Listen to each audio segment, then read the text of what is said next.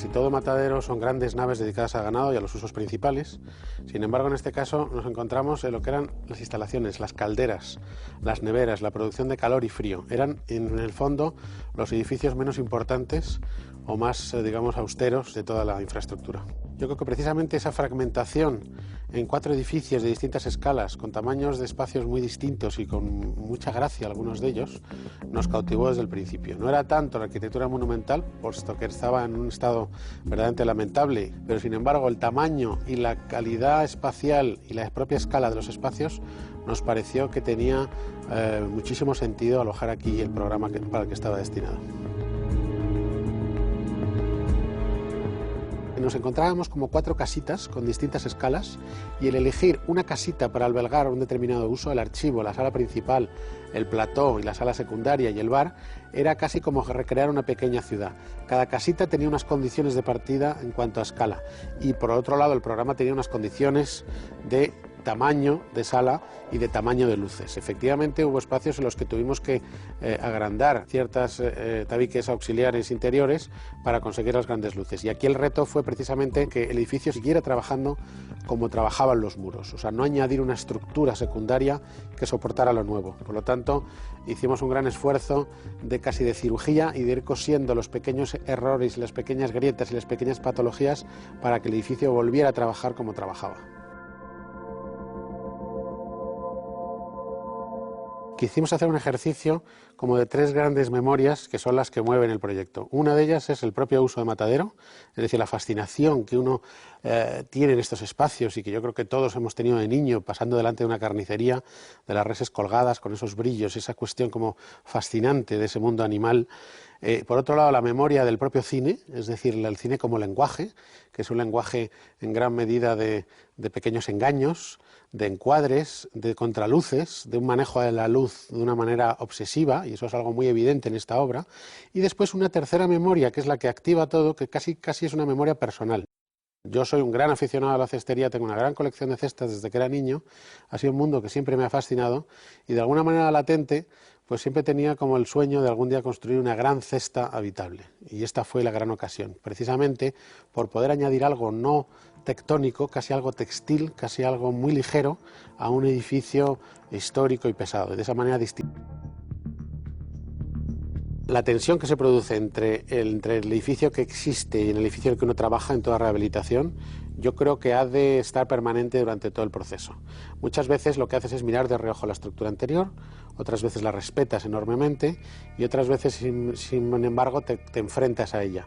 En nuestro caso tuvimos muy claro que la arquitectura tectónica de esos muros de ladrillo desnudos, con poca decoración, puesto que el uso era un uso muy secundario dentro de la estructura de matadero, tenía que ir acompañado de una estructura muy leve, y que fue generar un fondo en la forma de madera pintada para suelos, paredes y techos. Buscamos un material que pudiera crecer en suelos, paredes y techos, de manera que uno tiene la lectura inmediata de lo que es nuevo. Todo lo que es madera es nuevo, todo lo que no es madera no es nuevo. Sobre esa capa de fondo, casi como una alfombra oscura, añadimos las cestas, que son las que dan forma y las que fabrican las grandes habitaciones. Esa es toda la estrategia, y esa es la estrategia de insertarnos con la arquitectura de Luis Bellido. Contrastar lo tectónico con una estrategia que es en el fondo poco arquitectónica, es una estrategia casi más de mobiliario.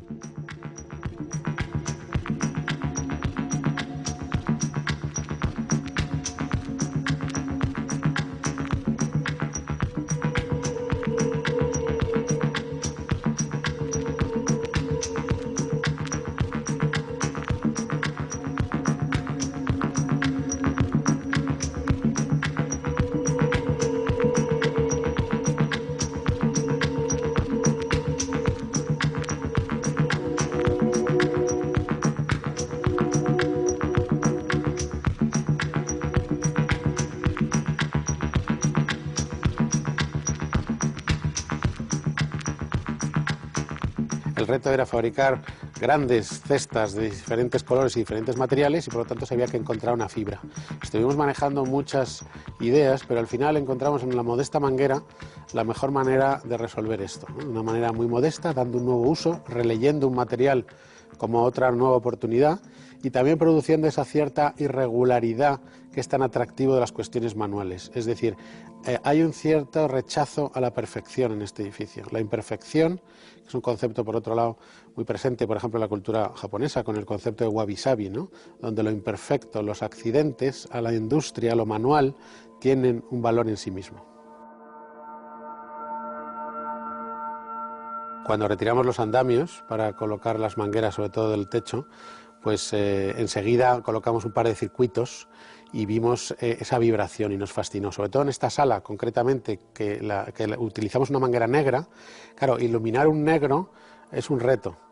Y por lo tanto había una cierta duda, siempre hay una duda cuando uno trabaja a escala real de qué iba a ocurrir, si realmente iba a ser demasiada luz, iba a ser demasiado poca, y ese momento siempre es un momento fantástico para un arquitecto. Esos momentos estaba aquí además toda la dirección de Matadero y fue un momento muy, muy bonito y de gran ilusión. Hacemos 3Ds para proyectar.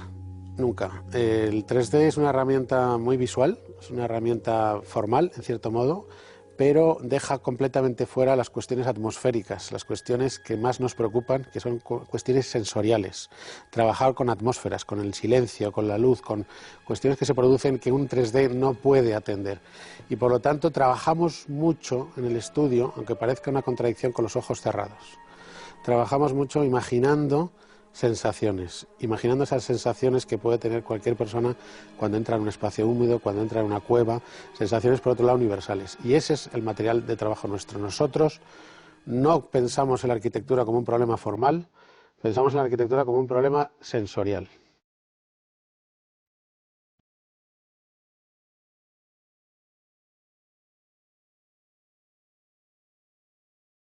Cuando hablaba de las 3 memorias con las que trabajamos, esa memoria personal de la cestería, en el fondo te das cuenta que es una memoria casi universal, es una memoria que todos tenemos de niño y por lo tanto todo el mundo entendió las claves del edificio de una manera inmediata, sin acudir a grandes conceptos intelectuales. La arquitectura es espacio y es emoción y eso fue entendido de una manera muy, muy directa y para nosotros fue una enorme satisfacción. Todo hay que decir también que hay edificios más fotogénicos que otros. La fotogenia existe y por lo tanto también incluso desde el punto de vista casi bloguero de una imagen ha tenido gancho. Pero también tengo que decir que la arquitectura ha de visitarse. Es decir, hay muchas arquitecturas que se soportan en foto y no se sostienen visitándolas y viceversa. Arquitecturas que son mucho más difíciles de fotografiar y que sin embargo en acción son fantásticas. Así que en nuestro caso pues hemos tenido esa suerte. Nos dieron un premio internacional de iluminación, un premio en el que se presentan grandes compañías que se dedican exclusivamente a iluminar y siempre da mucho gusto ese reconocimiento de que lo que uno intenta es comprendido. No es tanto el reconocimiento del premio como que llega, emociona y es disfrutado.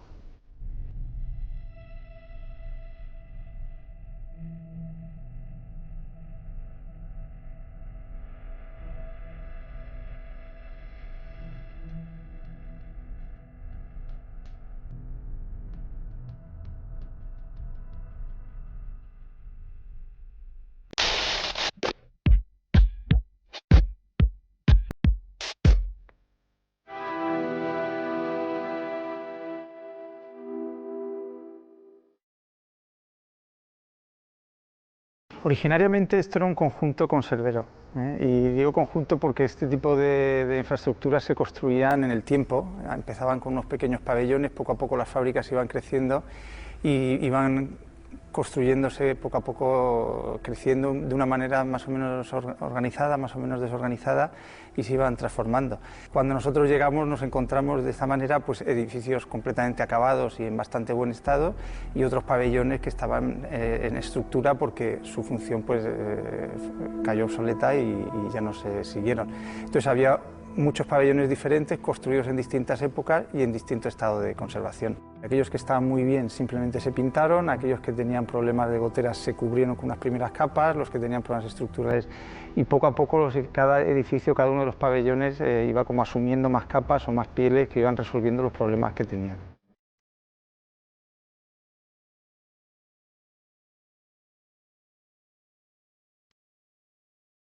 ¿Qué sistemas constructivos habéis utilizado? los que cada nave tenían muros de carga, porque había naves con sus muros, unas estructuras metálicas que utilizamos porque la escuela taller estaba montando unas estructuras, y todos los kilos de hierro que había allí los reciclamos y los utilizamos en nuestra nave. Por ejemplo, esa nave de enfrente lleva una estructura metálica que lo único que hicimos fue recrecerla para ganarle altura a la sala y poder admitir exposiciones potentes. Esta era de muros de carga, aquella nave se dejó tal cual. Y esta de aquí, que hay a nuestra derecha, es la que más transformación tuvo. Solo pudimos aprovechar unas cerchas, que ahora veremos, que unas cerchas de principios del siglo XX, que estaban bien en el límite de su capacidad portante, pero estaban soportadas sobre unos muros de tapia que incumplían cualquier normativa actual sobre sismo, etc. Entonces aprovecharon, en cada caso aprovechamos todo el material disponible y establecimos las estrategias constructivas para recuperar ese material.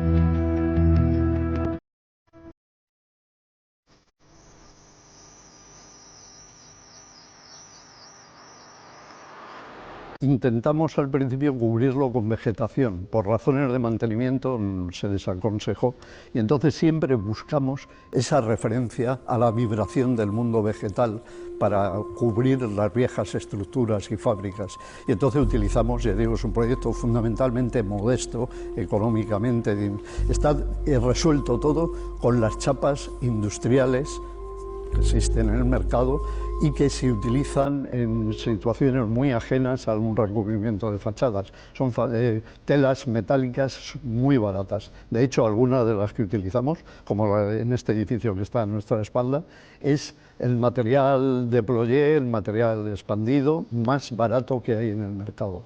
Eso nos permitió ponerlo en una doble piel y girarlo para crear ese efecto moiré que estaba para nosotros muy ligado a esa idea del mundo vegetal, de la urdimbre y del claroscuro.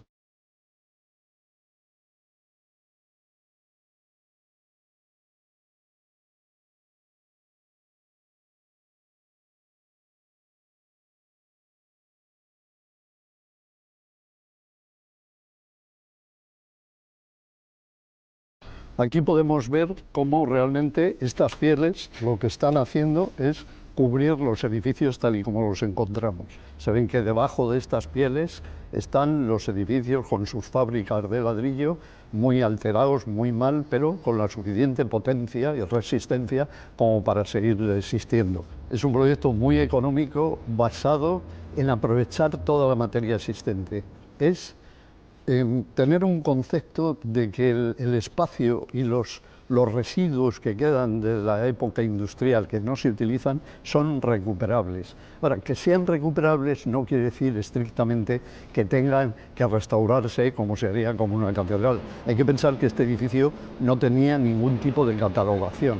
¿Qué quiere decir eso? Que no tenía ningún valor arquitectónico de ningún tipo, no estaba catalogado. Entonces, ¿cuál fue la estrategia aquí? Pues muy sencilla, es una estrategia de recuperación de cosas viejas que de otra manera tirarías. Es como esa gente que de pronto pasa por la calle y ve un sillón que tiene toda la tapicería rota y tal, pero digo, oye, este sillón yo le veo posibilidades, se lo lleva a casa y entonces se compra un tejido, se lo echa por encima y tiene un sillón nuevo con algo viejo del que ha aprovechado la materia.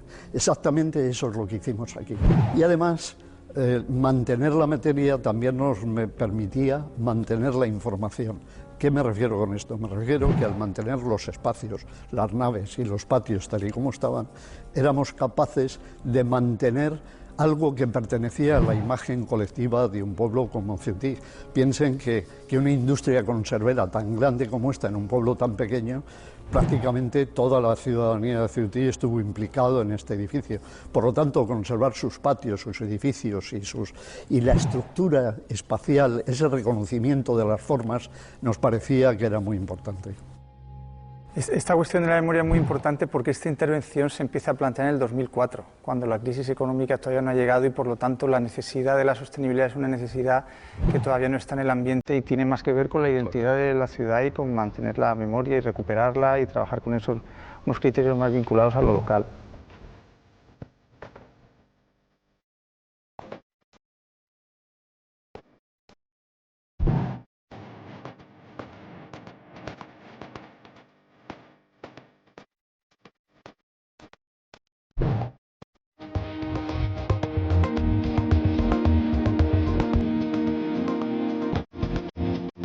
También fue muy importante entender que las paredes, los muros que vemos, en realidad lo que están construyendo también son los patios. Nosotros a los patios le damos una importancia muy grande como el negativo de lo de dentro, porque eran también los lugares donde se podían producir aquellas situaciones menos previstas o menos lógicas en unos espacios positivos, que es albergar el arte, ¿no? Estos patios era donde situaciones como las fiestas, los encuentros, toldos, etcétera, etcétera, podían construir unos espacios más dinámicos y por lo tanto también las paredes hay que entenderlas no solo que es como el elemento portante del interior, sino también son los elementos que configuran los patios, que desde del primer momento se trabajaron como espacios singulares.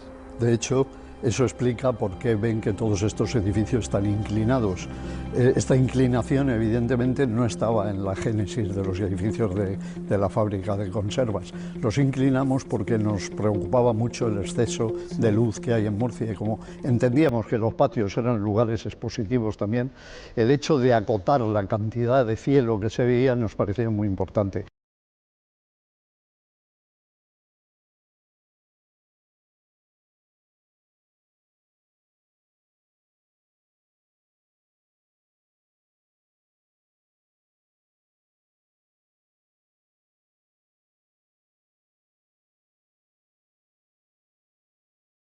Estas piezas que las llamamos umbrales, en el estudio cuando las construimos las llamábamos aliens, porque son piezas que atraviesan las viejas naves y explican las circulaciones y los recorridos y organizan cómo se pasa de un sitio a otro. Se construyeron en taller, se trajeron en camión, se trasladaron en camión y se colocaron mediante grúas y gatos, se introdujeron por los agujeros, los arcos y las puertas de los viejos edificios. Y los llamamos umbrales realmente porque son espacios umbral destinados no solo a explicar los recorridos, sino a generar un espacio de transición entre el exterior luminoso, achicharrador, excesivo de luz, de ruido, etcétera, con los interiores como espacios de exposición.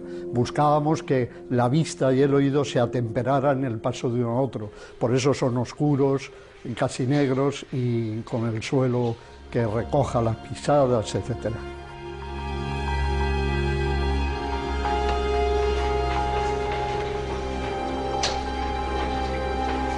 En un momento dado, pues todo el paisaje industrial murciano está vinculado a la conserva y se reconoce, digamos que institucionalmente, que las chimeneas pertenecen al paisaje y por lo tanto de manera general se protegen. Pero a nosotros también la pervivencia de estos elementos formalmente tan claros nos permitió entender el proyecto como una especie de amalgama de formas diferentes que se juntan, manteniendo cada una su independencia. A mí, no sé, Fernando, pero a mí me sigue sorprendiendo mucho cuando vengo esta imagen como de colisión de muchas formas, cada una que tiene un origen diferente y de repente se ponen todas juntas, ¿no? Los huevos de la entrada, las chimeneas.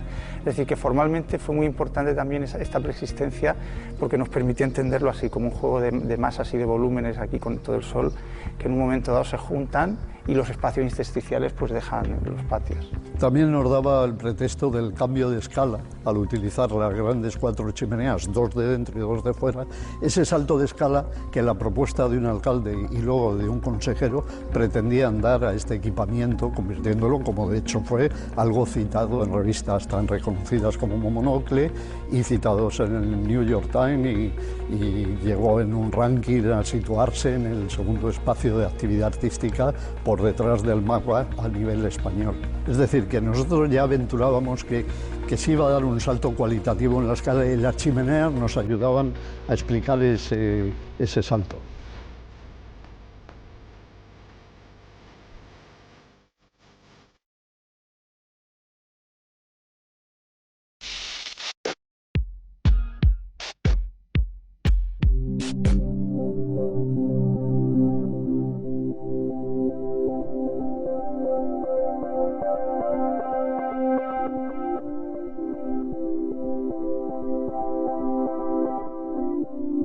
Las serrerías belgas es el espacio urbano en el que estos belgas que habían comprado unos bosques en el Paular traen ya las maderas cortadas y tienen los talleres para realizar lo que es el trabajo más de molduras, ventanas, puertas, etc. Es uno de los primeros edificios de hormigón visto que se hace en Madrid, aunque por la fachada exterior es todavía, por así decir, tiene ese carácter clasicista, que es del arquitecto Manuel Álvarez Naya, y digamos se va consolidando en diferentes etapas.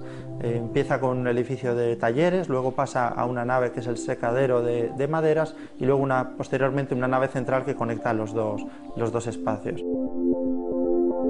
Medialab Prado en realidad se ubica de repente en el Paseo de las Artes, el paseo que digamos de alguna forma es el reclamo con el que el Ayuntamiento de Madrid atrae, ¿no?, a su público internacional desde el punto de vista de la cultura, ¿no?, ese eje que se crea desde el Prado, que pasa por el CaixaForum, acaba en el Reina Sofía, y como Medialab era una institución que entraba dentro de ese Paseo del Arte, pero en realidad de alguna forma se posicionaba en una forma de exhibir o de mostrar el arte muy diferente, y es sobre todo involucrando a los habitantes de la ciudad en todos esos procesos. No hace tanto exposiciones terminadas, sino que permite a sus visitantes que funcionen como personajes activos, ¿no?, que habitan el lugar, pero al mismo tiempo generan talleres, trabajan en las convocatorias abiertas que realizan, y por otra parte también porque genera, digamos, una serie de espacios para el barrio en el que el espacio público se hace muy presente. Por ejemplo, la fachada digital es un espacio de relación, ¿no?, de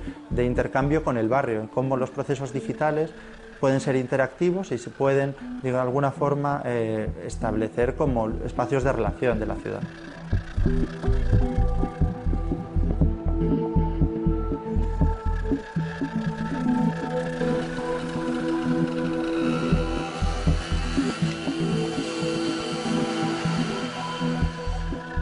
Primero hay un posicionamiento claro nuestro de entender cómo nos encontramos la serrería, cómo la vimos el primer día que estuvimos y dónde descubrimos que ya tenía una serie de energías cautivas que estaban en el edificio. Entonces, por un lado, teníamos que desarrollar una propuesta que nos permitiese mandar en el tiempo, ¿no?, seguir lanzando al futuro todas estas energías que habíamos encontrado, y una propuesta que nos permitiese incorporar al edificio aquello que al edificio le faltaba ponerlo al día en el siglo XXI.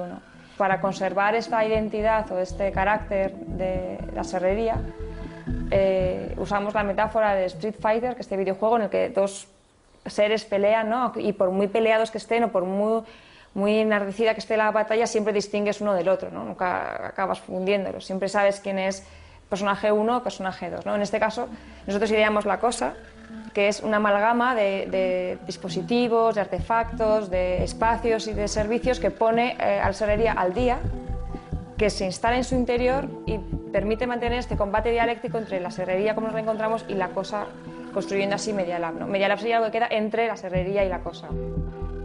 A priori, nosotros cuando empezamos a trabajar con ella, la intentábamos construir a través de puestos, ¿no? Si el edificio de serrería es de hormigón pesado y transmite las cargas de forma de arriba a abajo, este es un edificio muy ligero, está colgado y está construido con materiales también muy ligeros, con una materialidad radicalmente diferente. De hecho, incluso los colores que hemos usado para La Cosa, pues el llamativo amarillo fluorescente, los hemos elegido porque son colores que en el momento en el que la serrería fue construida no existía color fluorescente. Entonces, por eso, ¿no?, se va construyendo con estas identidades opuestas o que lo fijan en un momento determinado de la historia, ¿no?, al ser construidos con cosas que no podían haber estado hace un siglo, ¿no?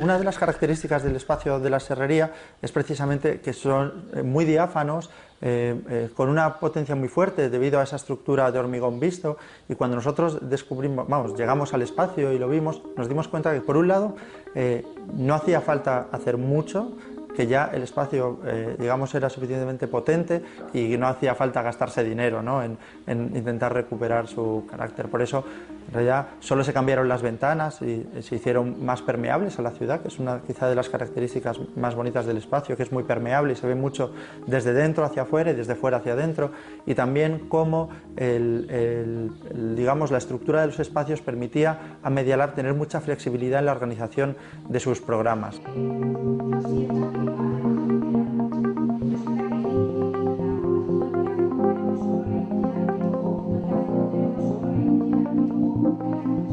Durante el proceso de la obra y el proyecto hubo muchas conversaciones con Media Lab precisamente para ver de qué forma los dispositivos arquitectónicos se podían convertir en realidad en dispositivos activos para que los artistas o los participantes de Media Lab pudieran actuar con él. De hecho, se ve reflejado en la fachada digital, que es, digamos, lo más visible hacia la ciudad, o la cosa mismo, que tiene en su doble piel textil que la recubre, tiene un dispositivo de dispositivos LED, por así decir, de iluminación, que permite hacer actuaciones audiovisuales en ese espacio y por lo tanto también que se convierta en un soporte, ¿no?, para obras, o toda la red de instalaciones que están diseminadas a lo largo del edificio permiten que en cualquier lugar se puedan realizar talleres de tal forma que sea muy fácil conectar y desconectar, ¿no?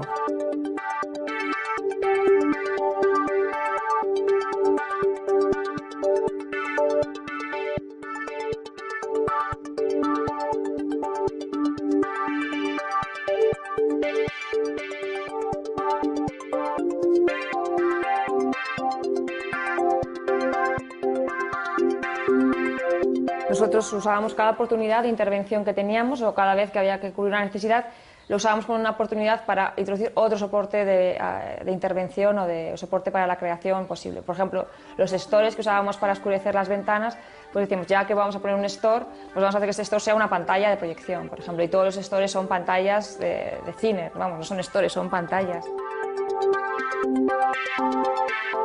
Los conductos de aire, en lugar de ser de industria del acero, pues son estas mangas pasteleras más sencillas, pero también nos permite hacer visible los procesos de consumo de la energía del edificio. En el sentido, cuando está funcionando el aire, se hincha y lo vemos, ¿no? Y cuando está apagado, por lo tanto no estamos consumiendo, la manga pastelera está, ¿no?, como relajada, ¿no?, por así decirlo, que es algo que nos interesaba mucho porque otros sistemas, por ejemplo, que ocultan los consumos de energía o los tubos rígidos de aire acondicionado, no nos permiten sentir cuándo estamos o cuándo no estamos consumiendo. Entonces es más sencillo, o sea, cabe más rápido la posibilidad de estar teniendo el aire y con las ventanas abiertas.